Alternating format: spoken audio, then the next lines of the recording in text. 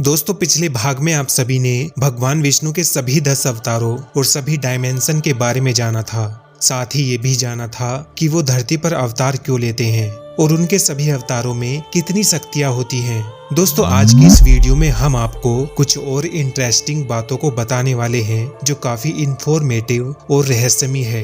दोस्तों भगवान विष्णु अपने वैकुंठ लोक से इस भूलोक पर सदैव अपनी दृष्टि रखते हैं और जब इस सृष्टि का बैलेंस एक निश्चित सीमा पर आकर बिगड़ जाता है तो एक सही समय पर वो अवतार लेते हैं और अपनी शक्तियों से इसे फिर से सही कर देते हैं। इन सभी बातों का उल्लेख हमारे वेद और पुराणों में काफी विस्तार से बताया भी गया है, लेकिन इन अवतारों का असली रहस्य हर किसी की समझ से बाहर है, क्योंकि आज का ये युग वेदों और पुराणों पर नहीं बल्कि साइंस पर विश्वास करता है। दोस्तों आइए अब आपको भगवान विष्णु के उस रहस्य के बारे में बताते हैं जिससे ये पता चलता है कि उन्होंने अपना पहला अवतार यानी मत्स्य अवतार क्यों लिया था।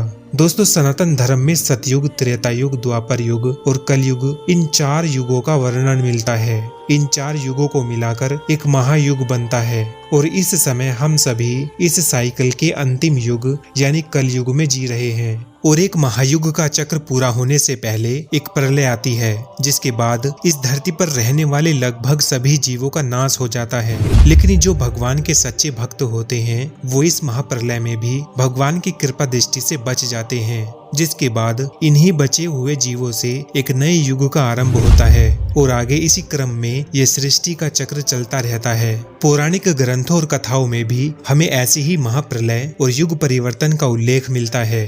दोस्तों इसी युग परिवर्तन और प्रलय के समय ही सबसे पहले भगवान विष्णु ने मत्स्य अवतार धारण किया था। उस समय इस धरती पर सत्यव्रत नाम का एक राजा था जो सदैव सत्य और धर्म का पालन किया करता था। अपने इसी भक्त को बचाने के लिए उस प्रलय के दौरान भगवान विष्णु जी ने मछली का अवतार लेकर राजा सत्यव्रत और सप्त ऋषियों सहित बचे हुए अन्य जीवों को नाव की सहायता से हिमालय पर्वत पर सुरक्षित पहुंचा दिया। दोस्तों राजा सत्यव्रत को मनु के नाम से भी जाना जाता है और हमारे ग्रंथों के मुताबिक मनु के कारण ही इस मनुष्य जाति की शुरुआत हुई है। मनु से ही हम सब आए हैं, इसलिए हमें मनुष्य कहा गया है। दोस्तों जिस प्रकार भगवान विष्णु जी ने सत्यव्रत के प्राणों की रक्षा की थी, उसी तरह अगर हम भी सत्य और धर्म का पालन करेंगे तो भगवान हमारी रक्षा भी अवश्य करेंगे। दोस्तों आगे वीडियो में मैं जो रहस्य बताने वाला हूँ वो शायद ही आपने पहले सुना होगा, क्योंकि आप सभी ने पुराणिक कथाओं में ये तो सुना होगा कि सतयुग में एक बार समुद्र मंथन हुआ था, लेकिन आपको शायद ये नहीं पता होगा कि ये समुद्र मंथन कहाँ और कैसे हुआ था। दोस्तों आप सोच रहे होंगे कि ये समुद्र मंथन तो इसी धरती पर ही हुआ था, लेकिन ऐसा नहीं है, क्योंकि ये समुद्र मंथन पृथ्वी लोक पर न होकर किसी और ही लोक पर हुआ था। इसके अलावा भगवान विष्णु का दूसरा अवतार यानी कुर्म अवतार भी उसी लोक पर हुआ था जहाँ पर ये समुद्र मंथन हुआ था, जिसके बारे में हम आगे आपको बताने वाले हैं। समुद्र मंथन या क्षीर सागर मंथन कहाँ हुआ था? दोस्तों यदि इस सृष्टि में उपस्थित सभी लोगों के बारे में विस्तार से जानेंगे तो आपको पता चलेगा कि भगवान विष्णु जी का कुर्म अवतार और समुद्र मंथन इस धरती पर नहीं बल्कि किसी और डायमेंशन यानी लोक पर हुआ था। इसके अलावा क्षीर सागर मंथन कहाँ हुआ था यह भी अभी तक किसी को नहीं पता। और दूसरा क्षीर सागर का मतलब होता है द ओशियन ऑफ मिल्क यानी कि दूध का समुंदर, जिसके बारे में यह भी कहा जाता है कि यहाँ भगवान विष्णु जी देवी लक्ष्मी जी के साथ शेषनाग पर वास करते हैं। अब यदि हम ऐसे किसी सागर को इस धरती पर ढूंढते हैं तो वो हमें कहीं नहीं दिखाई देता। अब इससे तो ये साबित हो जाता है कि ये क्षीर सागर इस भूलोक पर तो नहीं है। अब दोस्तों आगे हम बात करने वाले हैं उस सबसे बड़ी घटना की जो समुद्र मंथन के साथ हुई थी, और साथ ही ये भी जानेंगे कि इस समुद्र मंथन के साथ इस कली पुरुष का जन्म कैसे हुआ था। इसलिए इस वीडियो को पूरा एंड तक देखते रहें। दोस्तों समुद्र मंथन जो हुआ था वो सतयुग में हुआ था, लेकिन जिन कारणों से ये हुआ था वो घटना इस सृष्टि की शुरुआत की है। एक बार ऋषि दुर्वासा इंद्रदेव से मिलने स्वर्ग लोक गए हुए थे, परंतु इंद्रदेव वहां नहीं थे। वे किसी राक्षस का वध करके अभी स्वर्ग लोक ही आए थे। तब दुर्वासा ऋषि ने उनके स्वागत के लिए फूलों की माला दी। इंद्रदेव अभी जीत की धुन में मग्न थे।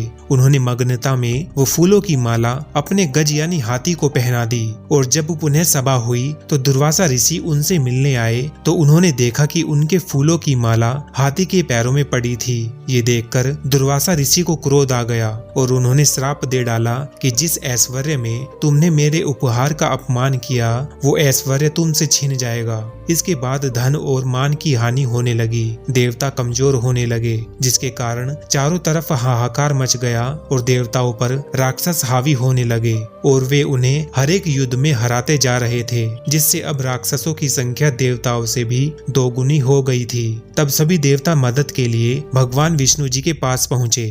भगवान विष्णु ने उन्हें समुद्र मंथन के लिए कहा और बोला कि आप सभी लोगों को उन्हें पहले जैसा होने के लिए क्षीर सागर के अमृत की आवश्यकता पड़ेगी। लेकिन अब सबसे बड़ी समस्या यह थी कि दुर्वासा ऋषि के श्राप के कारण देवता इतने कमजोर हो चुके थे कि वे अकेले समुद्र मंथन करने में सक्षम नहीं थे। देवता अभी कमजोर थे, इसलिए भगवान विष्णु के आदेश अनुसार इंद्रदेव ने असुरों के राजा बलि से समुद्र मंथन के लिए मदद मांगी। पहले तो राजा बलि ने देवताओं को मना कर दिया क्योंकि वे जानते थे कि देवता असुरों के साथ छल करेंगे, परंतु शुक्राचार्य के कहने पर राजा बलि इस शर्त पर तैयार हुए कि जो भी समुद्र मंथन में निकलेगा उसका बंटवारा होगा। अब दोनों पक्ष समुद्र मंथन के लिए तैयार हो गए, लेकिन अभी भी एक समस्या थी कि इतने बड़े समुद्र का मंथन आखिर कैसे किया जाए। इस समस्या का समाधान भी भगवान विष्णु जी ने ही कर दिया। विष्णु जी के आदेश पर गरुड़ देव ने मदरांचल पर्वत को अपने पंजों से उठाकर समुद्र में रख दिया और वासुकी नाग को रस्सी की तरह पर्वत से लपेटकर मंथन शुरू किया गया। सभी राक्षस वासुकी के मुख की ओर थे और देवता पूंछ की ओर। दोस्तों, समुद्र मंथन कोई आसान काम नहीं था। अब सभी लोग वासुकी नाग को खींच रहे थे। इसी दौरान नीचे सही से बेस न होने के कारण मदरांचल पर्वत स्लिप होकर नीचे उतर गया। अब इसके लिए एक ऐसे सरफेस की जरूरत थी जिस पर मदरांचल पर्वत बिना फिसले सही से घूम सके।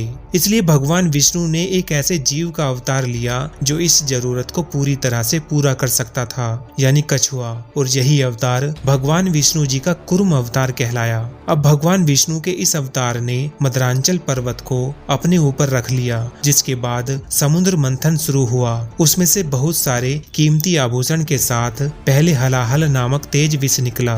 भगवान विष्णु को इस विष के बारे में पहले से ही पता था।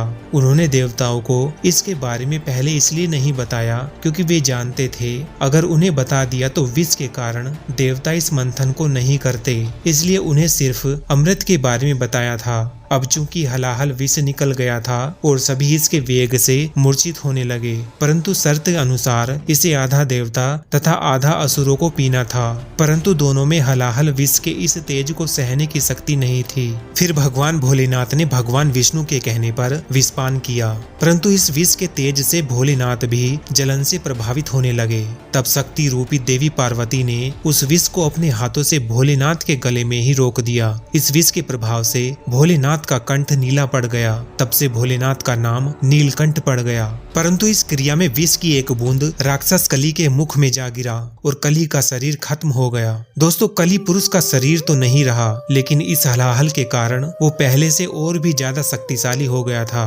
और फिर आगे जब समुद्र मंथन हुआ तो उसमें से कामधेनु गाय निकली, जिसे ऋषियों ने रखा। उच्चेश्व अश्व को राजा बलि ने ग्रहण किया। ऐरावत हाथी को देवताओं के राजा इंद्र ने पुनः ग्रहण किया। कौस्तुभ मणि और शंख को भगवान विष्णु जी ने धारण किया। इसके बाद निकली संजीवनी बूटी। इसे पृथ्वी पर एक सुरक्षित स्थान पर स्थापित किया गया। ये वही संजीवनी बूटी है जिसे रामायण काल में लक्ष्मण को दिया गया था जब उनको मेघनाथ की बरछी लगी थी। और इसके बाद धन संपदा लेकर लक्ष्मी जी निकली। सभी देवता, ऋषि मुनि एवं राक्षस लक्ष्मी देवी को रखना चाहते थे, परंतु लक्ष्मी जी ने खुद विष्णु जी को ग्रहण कर लिया। चंद्रमा निकले, उनको भोलेनाथ ने ग्रहण किया।